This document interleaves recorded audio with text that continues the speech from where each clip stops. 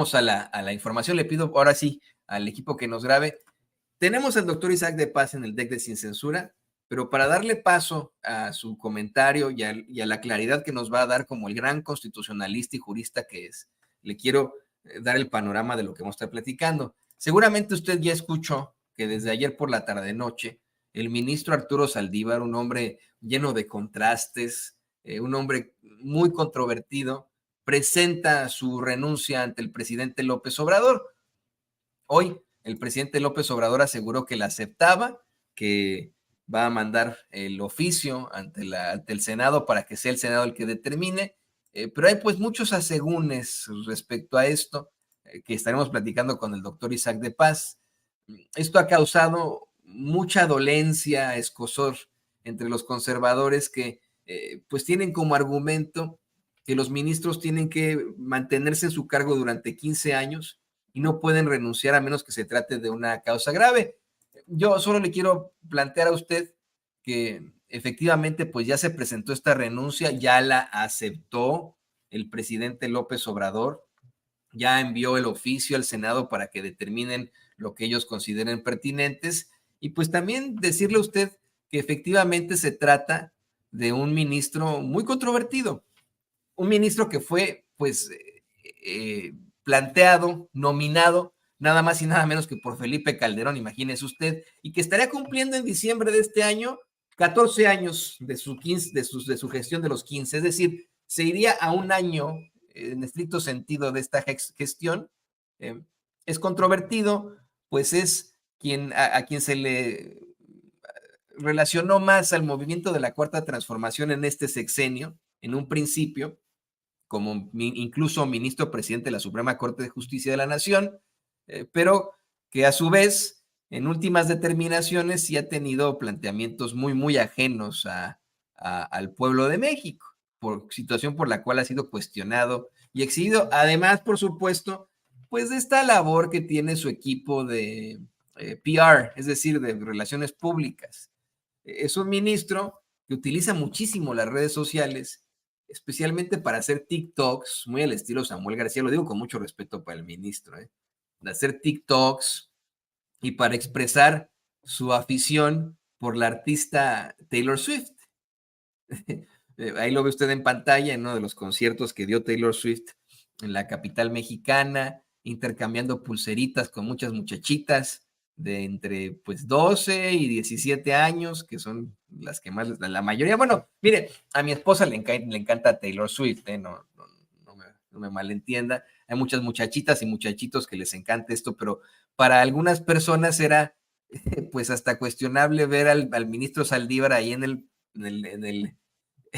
el concierto de Taylor Swift, haciendo planteamientos sobre Taylor Swift, siendo el anti-hero, como una de las canciones más sonadas de esa muy talentosa señora, que por cierto en estos momentos es muy amada aquí en Kansas City debido a su relación sentimental con el jugador de los Kansas City Chiefs, de los jefes de Kansas City, se llama, ay, se me fue su nombre, se me fue justo ahora su nombre, pero bueno, el cuate hasta lo han invitado a comerciales, ya está hasta más, es hasta más popular, me atrevo a decir, en estos momentos que el mismo Mahomes, ¿no?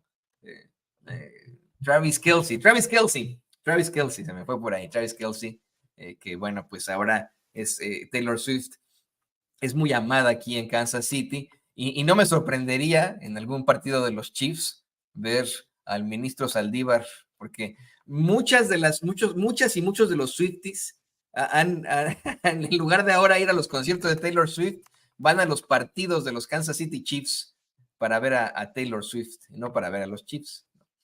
Pero bueno, insisto, un personaje que está rodeado por la controversia y que, ahora sí, grábenos compañeros, se estaría de alguna u otra forma uniendo a la campaña de la doctora Claudia Sheinbaum.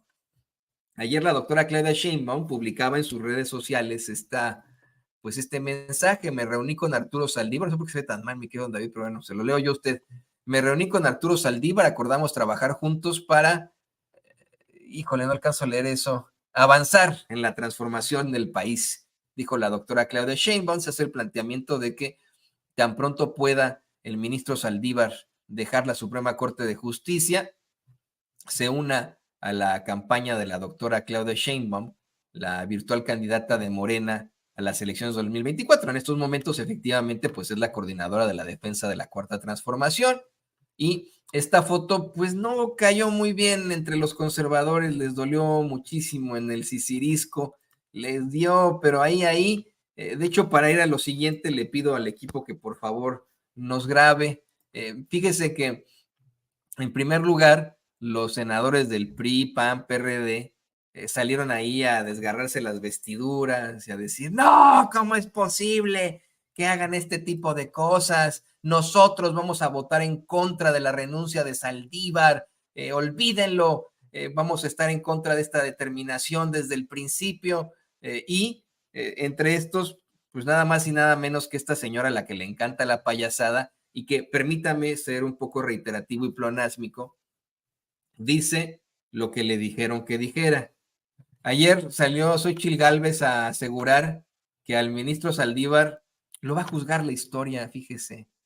Fíjese, ¿no? Esta señora a la que le encanta la payasada, que ha encabezado tantas ridiculeces, tantas infamias, tantas cochinadotototototototototas, que se le ha vinculado a actos de corrupción en su gestión como funcionaria pública de Felipe Calderón, de Vicente Fox, como titular de la alcaldía de Miguel Hidalgo, pero en aquel entonces delegación, como delegada. Esta señora que mire qué payasada se ha aventado, esta señora de la Casa Roja, ella se atrevió a decir esto. No lo puedo creer, esto fue lo que le dijo Xochitl Gálvez a los medios de comunicación, que la historia va a juzgar a Saldívar. Pues seguramente Claudia está intentando ver quién le ayuda a aprender su campaña porque es bien aburrida, entonces va de picada, entonces seguramente va a tratar de buscar otros personajes, pero pues será bueno para TikTok, pero no creo que sea bueno para su campaña.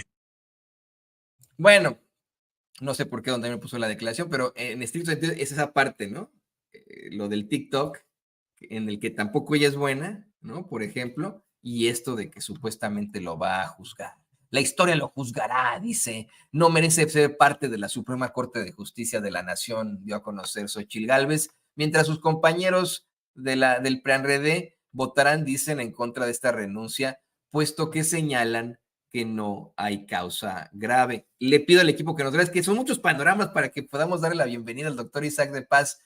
Respondió el ministro Saldívar, fue a la cueva de los malandros con Ciro Gómez Leiva, y pues esto fue lo que le respondió a Ciro Gómez Leiva luego de que le sobara la espalda a Xochitl. Oye, pues que Xochitl te atacó y pues es Xochitl, ¿no?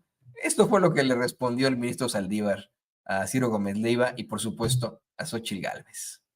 Xochitl Gálvez fue muy dura ayer, dijo sobre ti, un ministro que actúa bajo consigna del presidente no merece ser parte de la Suprema Corte, y agregó, la historia juzgará a Arturo Saldívar por claudicar ante el poder. Xochitl Gálvez, pues es normal, debe estar muy preocupada y muy enojada, yo le entiendo, así hay que tomarlo. ¿Por qué preocupada y por qué enojada? Pues preocupada primero por cómo van las encuestas, después porque se está dando cuenta que Claudia está formando un equipo mucho más sólido que el que tiene ella, y pues porque creo que va a perder. Entonces yo le entiendo, la verdad no vale la pena con una persona que lo único que hace es sacar dichos ocurrentes, pues decirle nada. Está bien, tiene todo su derecho, será la candidata opositora. Entiendo que no le guste que yo esté y entiendo que se preocupe que yo esté con Claudia, entonces no me merece mayor comentario, la verdad. Y decía Ciro hace un rato, el tipo de país, ministro, porque vamos a ese proyecto donde se insiste en que somos un mejor México. No le merecen mayor comentario. Híjole, insisto, es un ministro controvertido, no, tampoco lo ensalcemos. Ha hecho determinaciones también muy en contra de muchos de los intereses del pueblo ya recientemente. Y bueno, para esto invitamos con mucho gusto a otro de nuestros grandes colaboradores y le pido por favor al equipo que nos grabe para finalmente darle la bienvenida al doctor Isaac de Paz, ofrecerle una disculpa por tenerlo tanto tiempo con este panorama, pero creo que valía la pena para darle un poco de contexto a lo que usted nos va a explicar, no, bueno, lo que tú nos vas a explicar, querido doctor Isaac de Paz. Yo siempre te hablo con con mucha propiedad, porque eres un hombre con gran sapienza que nos puede dar, por supuesto, gran claridad de lo que está ocurriendo en estos momentos, una vez más, ahí en el Poder Judicial. Te saludo con mucho gusto, doctor. ¿Cómo te va? ¿Qué tal, Toño? ¿Qué tal a la audiencia de Sin Censura? Y bueno, que no olvidemos que estamos en el reto para que compartan el contenido. Y bueno, pues aquí estamos para analizar este tema, Toño. Tú me dices por dónde empezamos. Pues empecemos por el proceso en todo caso. Efectivamente, se estipula que un ministro de la Suprema Corte de Justicia de la Nación, esto está en el artículo 94, debe ejercer su labor, su encargo, así se pone, durante 15 años. Dice, solo podrán ser removidos del mismo en los términos del título cuarto, que bueno, es el juicio de procedencia para cualquier tipo de funcionario público, y al vencimiento de su periodo tendrán derecho a un haber por retiro.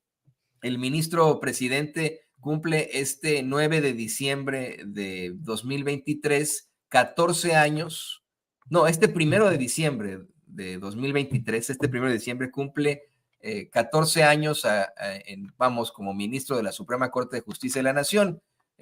El argumento, querido doctor Isaac de Paz, tú como constitucionalista y jurista nos puedes dar claridad sobre esto. El argumento de la ultraderecha, de la oposición, de los conservadores, con tal de evitar que el ministro se una a la campaña de Claudia Sheinbaum, es que no hay una causa grave para que se separe de su cargo. Esto está contenido, si no me equivoco, tú me vas a corregir aquí, pero lo revisé hace un rato, me parece que está en el artículo 98 constitucional, que estipula que solamente por una causa grave se podría retirar del cargo. Y fue lo que planteaba muy temprano en la conferencia mañanera la corresponsal de Reforma, Claudia Guerrero, hasta en un tono, si me lo permites, de enojo. Le preguntaba así, a bote pronto, a grito pelado en la mañanera, Claudia Guerrero de Reforma al presidente, ¿y cuál es la causa grave, presidente? ¿Nos puedes dar un poco de claridad sobre esto, doctor? Bueno, Toño, no hay causa grave, o sea, sencillamente no hay causa grave. El ministro como funcionario, como persona, pues está en su plena libertad de decidir si continúa o no en ese cargo. La causa grave tiene que ver o tendría que ver en todo caso con acusaciones de corrupción, con los procedimientos que tú mencionaste del juicio político, un procedimiento de responsabilidad, un juicio para suprimir la inmunidad penal, o sea, el desafuero, etcétera. Pero en este escenario no hay una causa grave, pero tampoco, desde mi particular óptica, se le puede forzar a un funcionario a permanecer en un puesto. Es atentar contra su libertad de trabajo incluso, su libertad y su dignidad como persona. Es verdad que él aceptó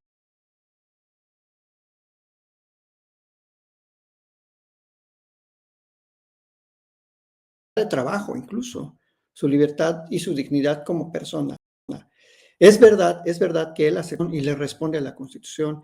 Corte tiene muchísimos detractores que desafortunadamente no conocen la mayoría de las decisiones importantísimas que desde antes de la 4T, desde antes que existiera Morena, ojo, desde el 2009 cuando entró, su primer proyecto fue para dar justicia y reparación integral a las niñas y niños, a las víctimas, a los familiares de la guardería ABC. No existía Morena, no existía la 4T, no existía todo esto que ahora se le achaca, se le acusa de pertenecer casi a las filas de Morena. Entonces, él siempre ha tenido una visión de justicia social, ¿por qué no? Cercana a la izquierda, ¿por qué no decirlo? Que comparte esa amplia filosofía de un estado de bienestar que se preocupa por los derechos de los sectores más marginados en este país, ¿no? Pueblos originarios, mujeres, por ejemplo, mujeres que trabajan para el hogar. Él ha impulsado muchas líneas jurisprudenciales novedosas y de vanguardia. Entonces, claro, eso no corresponde quizás al análisis que estamos en este momento planteando de su renuncia, pero sí, yo sí quiero puntualizar que hay muchísima desinformación, en parte también porque el Poder Judicial ha sido muy hermético y jamás ha comunicado, jamás conocíamos quiénes eran, cómo funciona el poder, cuánto ganan, cómo son sus instalaciones, qué fideicomisos tienen. El Poder Judicial era una burbuja que ni siquiera formaba parte del escrutinio público. Y eso cambió en este sexenio. Y es un cambio que se está dando y por eso despierta muchísimos resquemores, por eso les da, como tú dijiste, muchísimo escozor en algunas partes del cuerpo.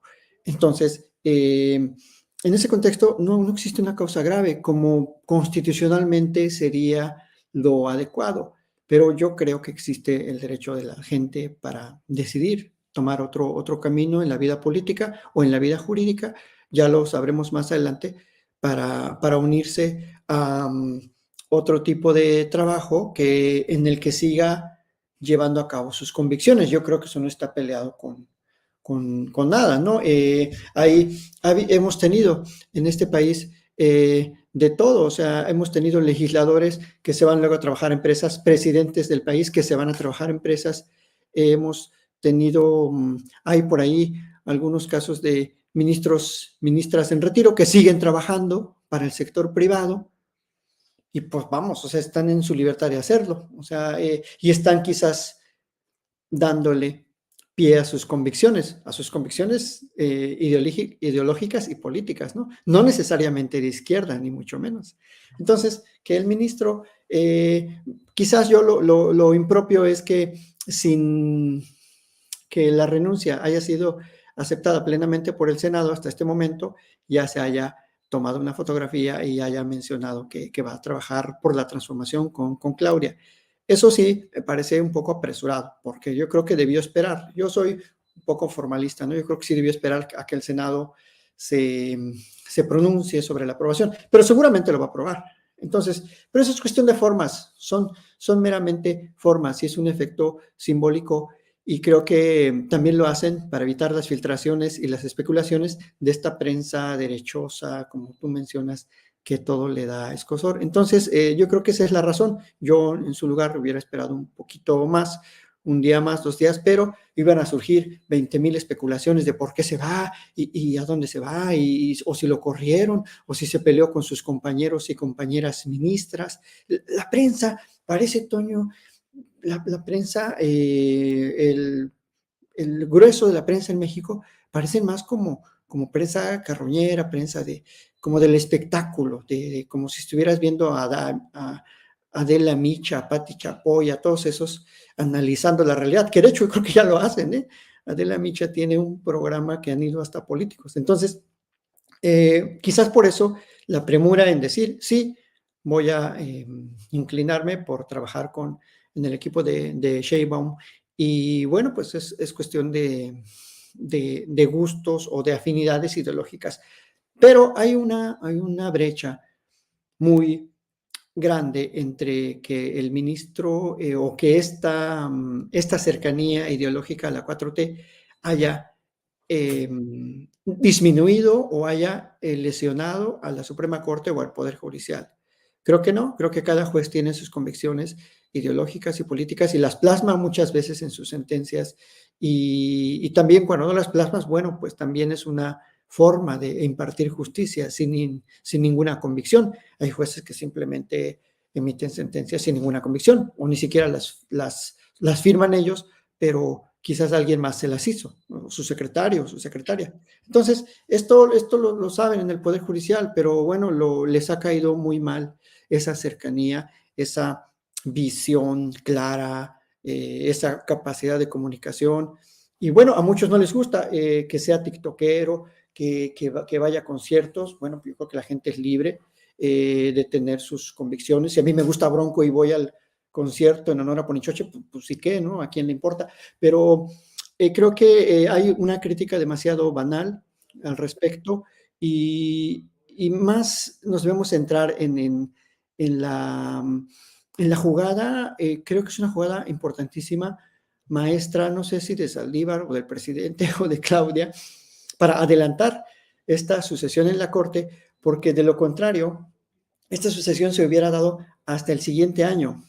hasta justamente dentro de un año, ¿no? Cuando ya estuviese por cerrar su ciclo de 15 años el ministro. Al adelantarse y al unirse a la 4T, creo que es una jugada política más que jurídica y más que constitucional. Es una jugada estrictamente política que agarró con los calzones abajo a medio mundo. Y bueno, pues si se va a unir al equipo de Sheinbaum, pues yo creo que es una buena noticia. El ministro tiene una visión muy preclara de la justicia social. A mí me alegra que el ministro esté cercano a Claudia, porque esto lo digo con todo respeto. Hay gente cercana ahí que nada tiene que ver con la 4T. Y lo digo después hablaremos de eso quizás, con pruebas, con gente que sé que tiene un pasado rancio, prianista, y ahora está muy cerquita de ella. Entonces, creo que es un buen elemento que se sumaría a la coordinación de la transformación con Claudia. Y pues eso es, Toño. No me parece algo, digamos, fuera de los límites constitucionales. Creo que tiene derecho el señor ministro a renunciar. Y aunque la Constitución no diga que tienen derecho a renunciar los ministros, bueno, pues yo creo que existe el derecho a continuar o no con un trabajo.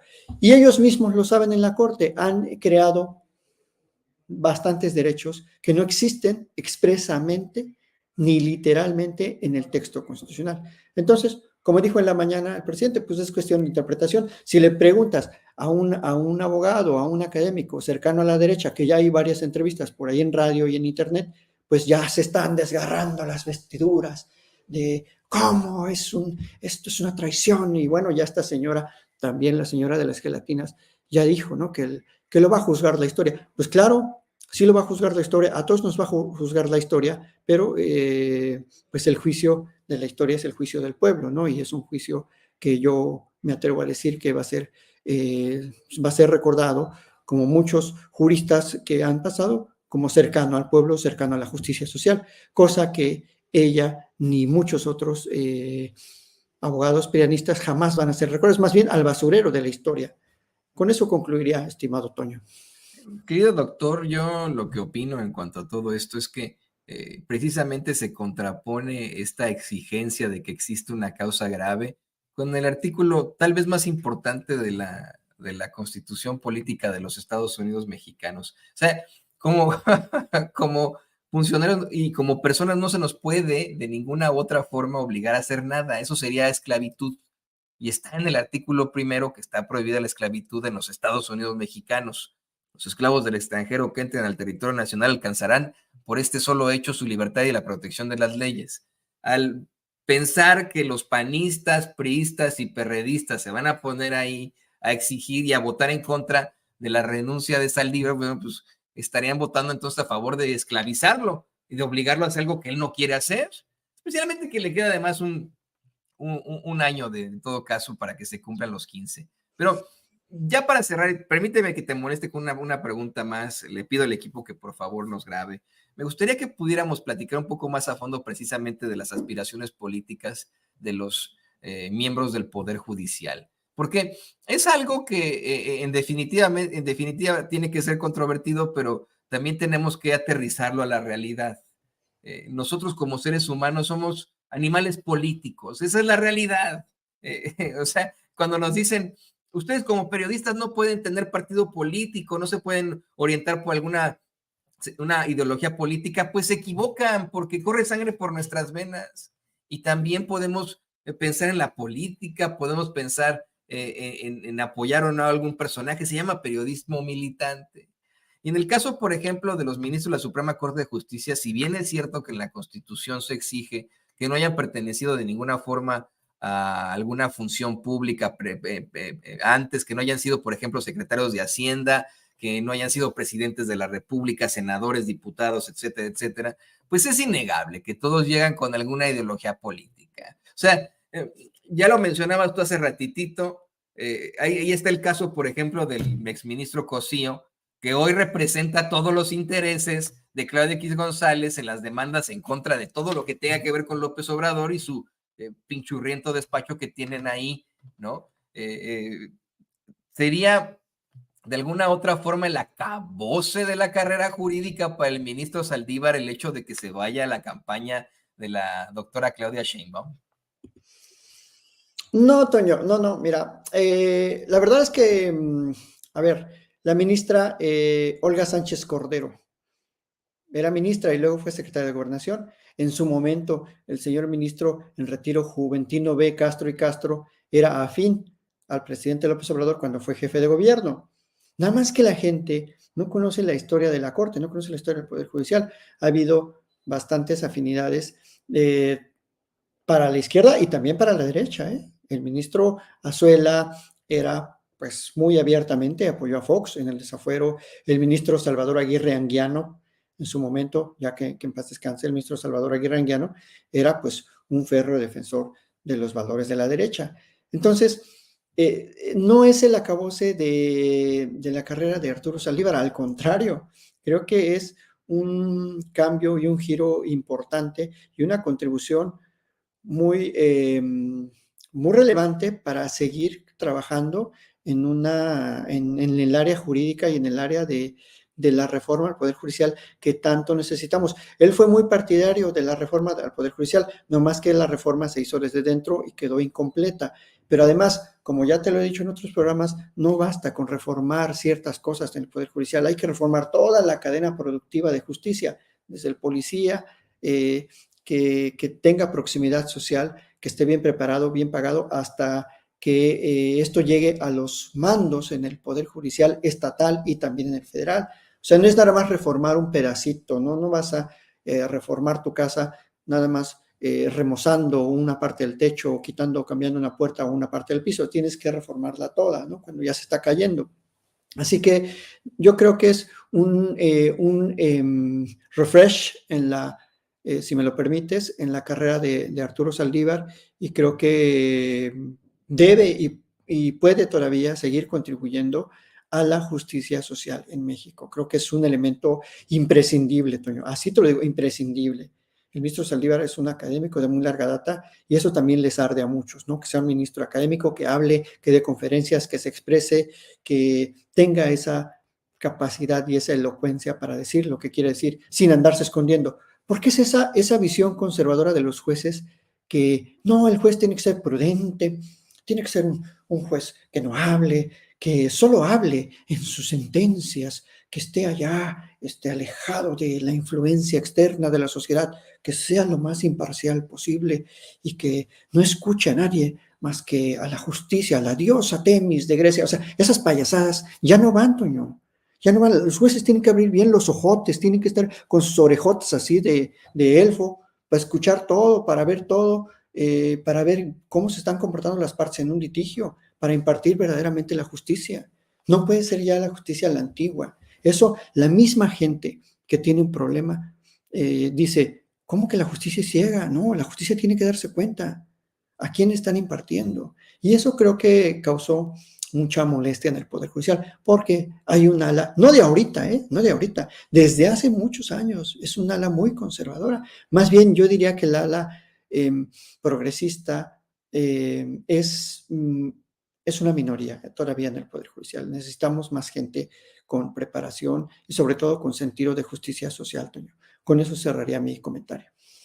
Y yo te agradezco que pues nos comentes este tipo de cosas, que nos des esta claridad tan necesaria y pues simple y sencillamente para que la gente sepa que por mucho que lloren, por mucho que se ardan, pues yo creo que muy pronto veremos en la campaña de la doctora Claudia Sheinbaum al ministro Saldívar y híjole, eso les va a dar. Y tal vez, ¿no?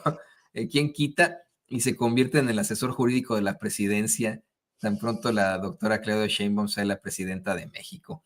Mientras tanto, más adelante, Toño, perdón por interrumpirte, en el fiscal general, ya cuando el tiempo, cuando se cumple el plazo para que no tenga el impedimento de que ha sido ministro de la Corte. ¿Por qué no? Híjole, ¿te imaginas eso, fiscal general?